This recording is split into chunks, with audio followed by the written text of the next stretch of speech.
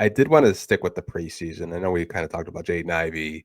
We talked about who could be, in the starting lineup to replace him. Talked about Donis possibly being a backup point guard. But what were your takeaways with the preseason, if you did have any? Was there a player in particular that maybe we haven't touched on that piqued your interest, or just an overall thoughts with it?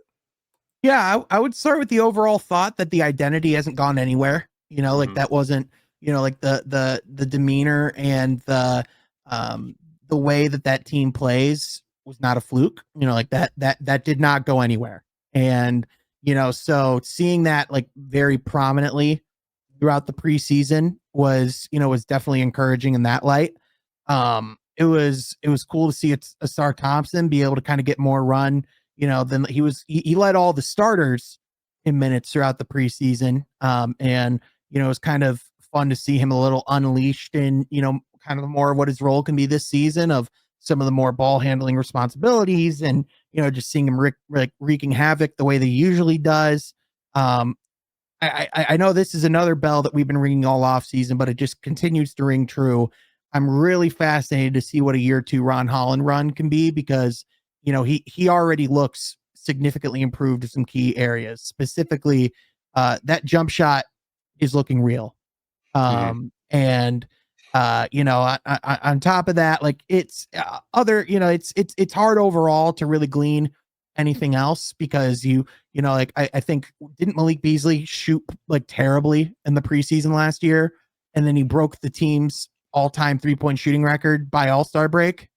So like, just to tell you how little preseason really means in the grand scheme of things, it's really just a great opportunity to see guys on the court together and to get like a glimpse of like where the team's at in camp, and just kind of how good a shape everyone's in, like where everyone's at going into the season. And I mean, if there's anything that like we can really take away, I mean, like you said like a segment ago, like Cade Cunningham looks as good as he's ever looked. And I've heard his body feels as good as it's felt since high school, and it shows. I mean, just like the nimbleness, the athleticism, the flexibility that he has, and just he just seems like he's at a different level athletically than he was before. Granted, let's also note he's playing in the preseason, so you're not going up against all NBA guys. So it'll be interesting to see, again, just when they go to Chicago, what they're going to look like against the Bulls.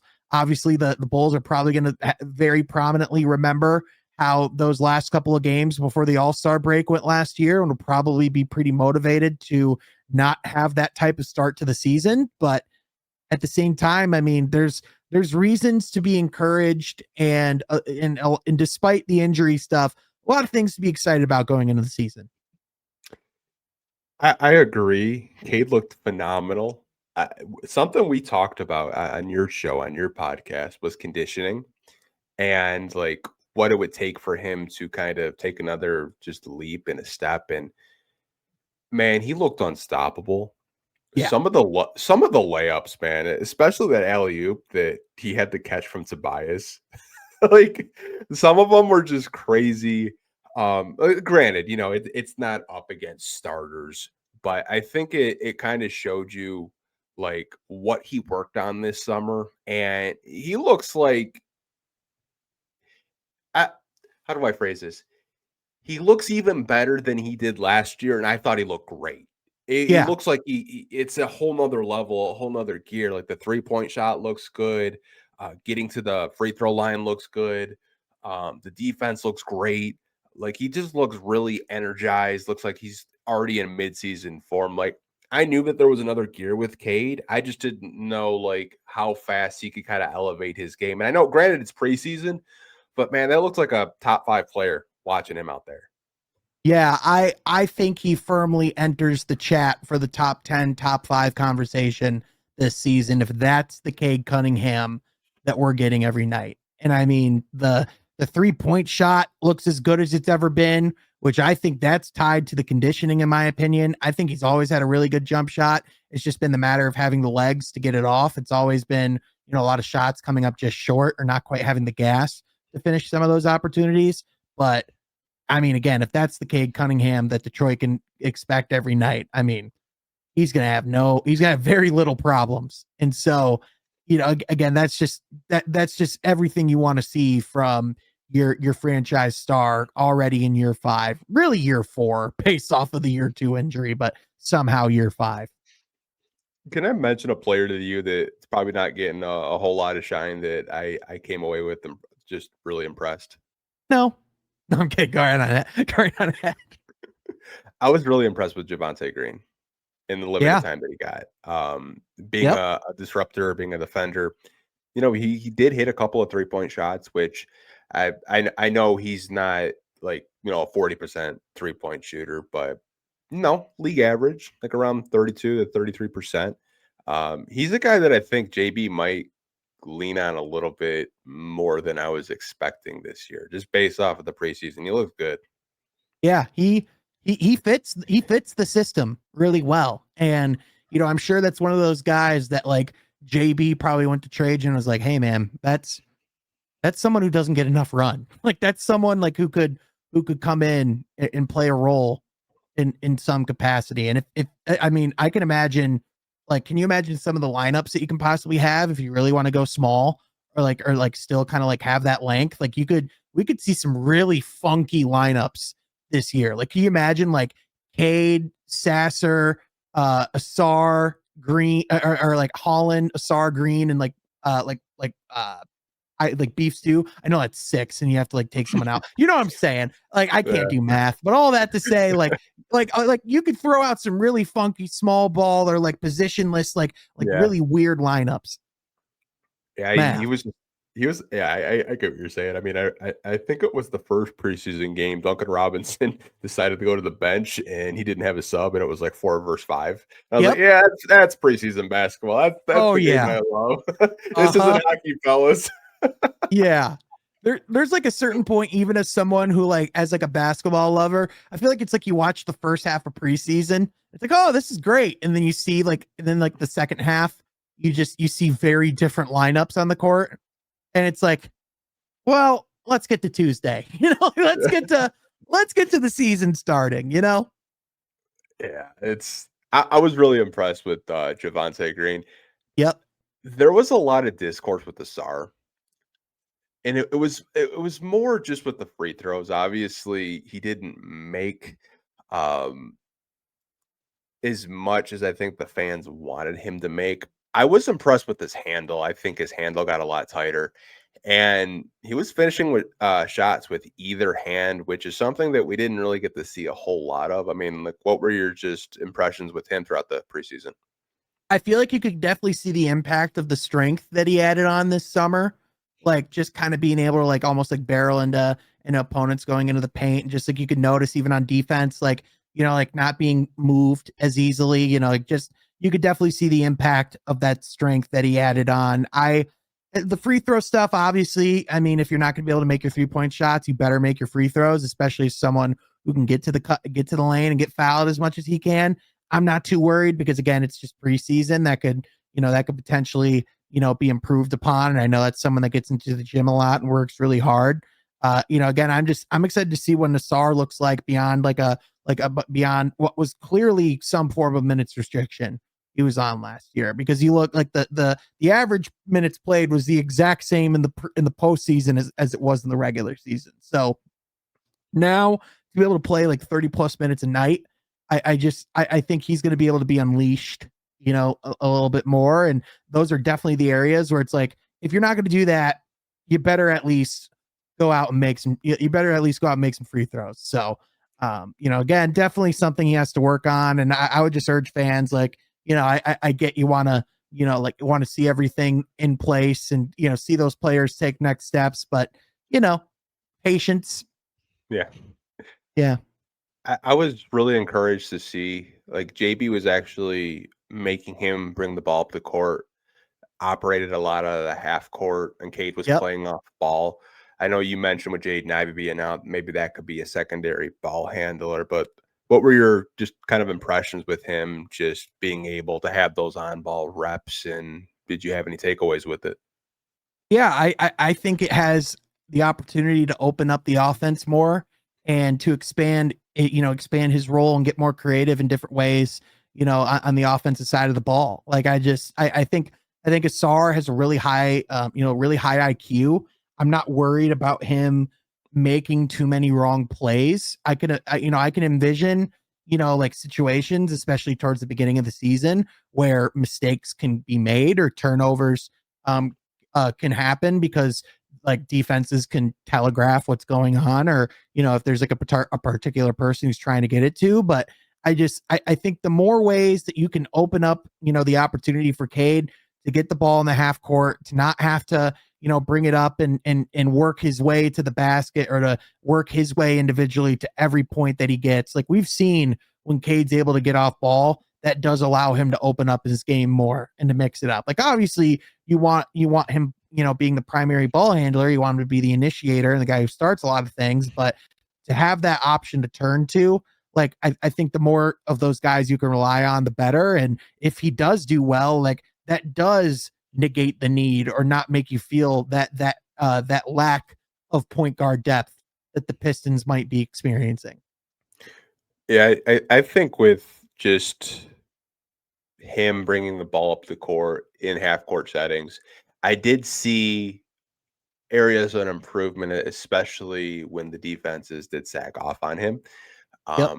I think there's maybe I don't want to say it's a bad habit because he did turn down some three-point shots. There were some opportunities where he was wide open from three. He did shoot a three-point shot, but it didn't even hit rim, which I Yeah. know Fred Vincent, said on a recent podcast that, they're working on free throws, they're working on mid-range and stepping out to the three-point line. But I think it's just the process. I think fans just automatically want him to be developed. And this is like his first healthy off season, which Yeah. is kind of wild to think about because he's going into year three.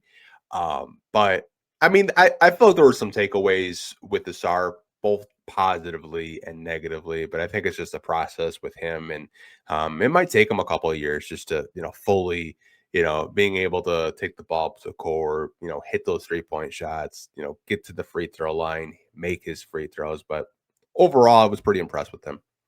Yeah, I think there's so many areas of his game that he's so productive in, and things that he does so well that do make up for some of those shortcomings. And the fact that he is a player that is, as like that is not perfect by any means. Like there are fundamental flaws in his game, but he's still so good.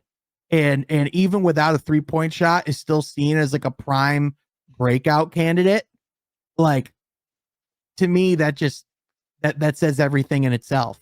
And again, I think it's the biggest compliment you can give to someone in the NBA is the fact that you can be one of the, like you can still be on the court and be really hard to keep off the court and not even have a 3-point shot when a 3-point shot's never been more important. Yeah, I mean, I think that's why so many fans were kind of saying like, develop your handle and get to the free throw line, and you can still stay on the court that way. Which I felt like the handle was improved. Did Yeah. get to the free throw line. Just need him to make it like around 70%. I think he shot like Yep. 64% last year, but overall, I think there are a lot of takeaways with him. One more player I want to ask you about, and we touched on it, Ron Holland. I think it's going to be really difficult to keep him on the bench this year. Yep. I've told you before, if I was JB, I'm experimenting with him at shooting guard during this absence with Jaden Ivey because I really think if that 3-point shot is consistent, the type of defender, the motor this kid has, I'm telling you, Sean, every time this team plays with low energy, Ron comes in, they're running, they go on a run, fast break. I think against the Cavs, he had 7 points in like 30 seconds. Like just like that. It was just instant energy. But like what were your takeaways with Ron Holland?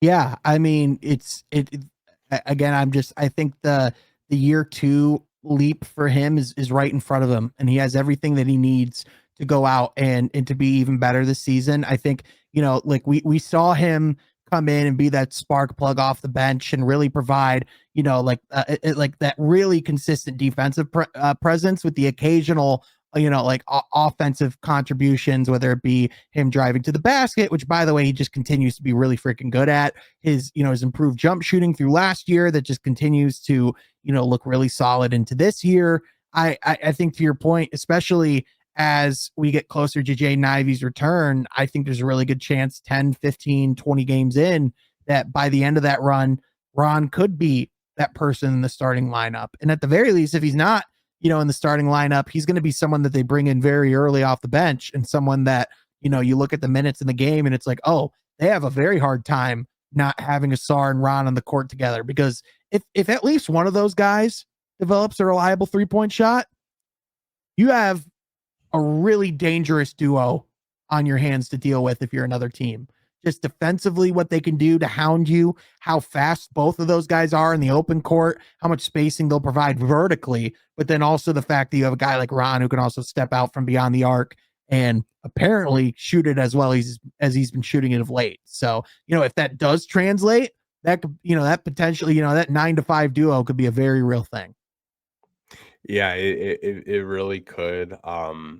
I think I've told you, I think he's closer to being an above average 3-point shooter than people think. That form coming out of the draft was really clean, and I think Fred has worked with him, and the release is a lot quicker.